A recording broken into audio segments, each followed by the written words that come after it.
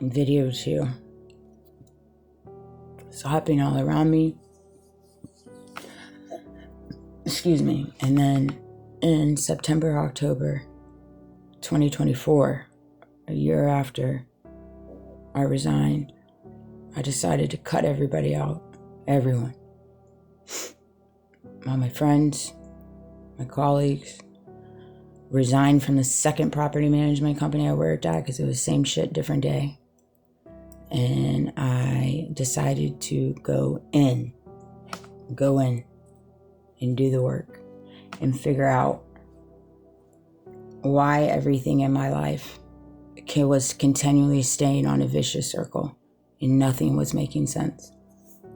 And nobody was using their words. Although I felt like I was in a simulation, and I knew without a doubt I was in a simulation, I could tell. There was no avoiding that. But nobody was using their words. Nothing was making sense. Nothing was in physical realms. Nothing was in the court of law. Nothing was in the judicial system. I'd been fighting a court case on my own, trying to get to some kind of truth of it all. Again, that was all just a chaotic bull crap. Everything when it came to the government that I filed was just a joke. All of it was a joke. And so then I started picking up on the severity and the magnitude of it and how far up it goes and how big it is.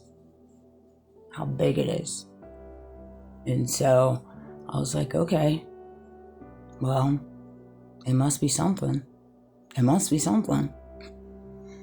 And so I decided in my own little head that I was just going to walk it out and continue being me every day, putting one foot in front of the other, the way that I have my entire life, and let the cookies fall how they do.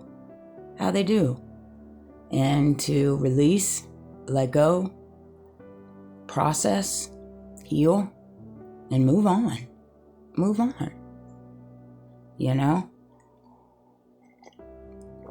So often enough, people want to have the last word. I don't want to have the last word. I can't even make sense of the first word. So why would I want to have the last word? I can't even make sense of it all. But what I do have a strong understanding is that when you're put in some kind of simulation, which I feel like we're all put in right now at this point, I think we have been for years, some more so than others, but it is a pretty big simulation. When you wake up to it, The Matrix, just watch the movie Matrix, seriously. When you wake up to it and you're like, I can't make sense of none of this, none of it. And you find yourself living in a world where no one's using their words. It's just all falsified, fake actions, hidden agendas, hidden masks. And you wake up to it, you're like, I don't want nothing to do with this world. I'm going to live in my own world. I'm going to give people space to do with what they may, live how they live, but I'm going to go on and live my life the way that I want to, the way that I feel is right for me, with my faith, with my religious beliefs. I'm not going to follow people. I'm not going to believe the way they say to believe. I'm not going to jump on the bandwagon of Candace versus Erica, Team Erica, I'm not, the whole thing with all the politicians right now and the real, I'm not going to jump on all the bandwagons of the same thing that's been consistently happening for years now. 4 years, but yet there's no change. There's no change, and it can drag you down when you get pulled in and sucked into a system that's not changing, it's not evolving. When you go and start working for a company and it's growing, but the resources aren't growing, the employing staff isn't growing, but the company itself is growing, and then you've got a bazillion hats that you wear, and it's completely depleting you daily, and you're being ran like a robot. I think we all feel that sometimes, That's why when people get off, they're just completely spent. They're completely spent, not only from the responsibilities that they carry at work, but what they have to deal with while they're at work, because there's so many unique individuals right now walking around with entitlement. and egos, inflated egos, a healthy appetite for conceitedness. There just is. And they got it all figured out. And there's no way to sway their mind. And then if you try to get in conversation with them, it's just going to end up depleting you. And you're going to walk away feeling like less than what you were going into it. That's why it's not even worth it. It's not even worth it when you pick up on these types of people. Just leave them space. They don't know which way they're going. At this point, they can't even look themselves in the mirror. They can't even land on a true sentence. When you start picking up on this with people, you just recognize where you sit and what's worth your time and what's not worth your time. And so I had to start picking up on those things, and it's one of those things. Yeah, people are going to classify you all kinds of different names. Of course they are. People call out names. People talk negatively about people. People judge. People create narrations. They create plots. They create scapegoats. They create all these things to avoid accountability. That's where all these things stem from. Otherwise, they wouldn't be creating them. I mean, it's just the truth. It's just the truth. And so when you recognize that, you just recognize your opponent, I guess, in different ways, and where you fall and what's worth your time, what's worth your energy. I just got to a place where it's like, why am I stressing and hurting and giving so much of me to people that don't seem to care very much about me based on how they treat me, how they talk to me, how they talk about me? Why am I giving 100% to people that are giving a fake 100%? I'd rather take 0% than a fake 100%.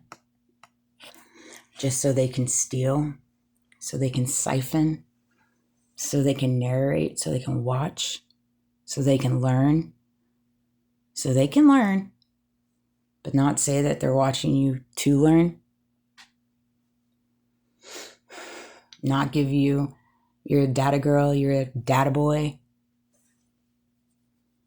So often that happens too. It's like, golly. I just don't understand it. But this is what happens when you have a world that is consumed by insecure people. Insecure people. It all is based off insecurities. People need to be more secure in themselves.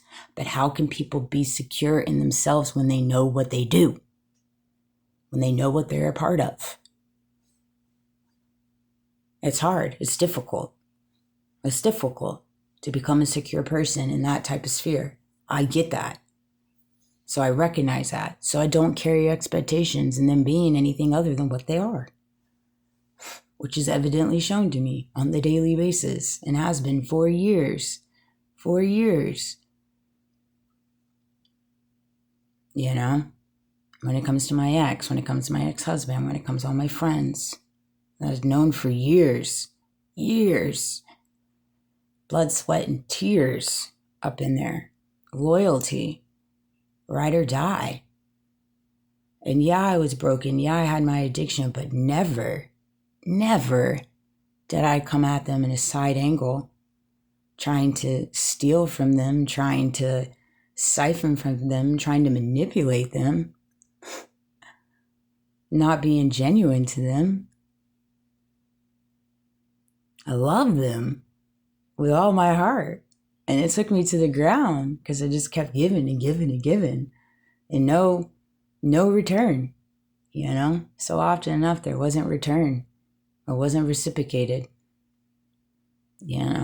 Those are hard things to face when it's your entire reality. And I believe Charlie woke up to that too. His entire reality, let me be clear here.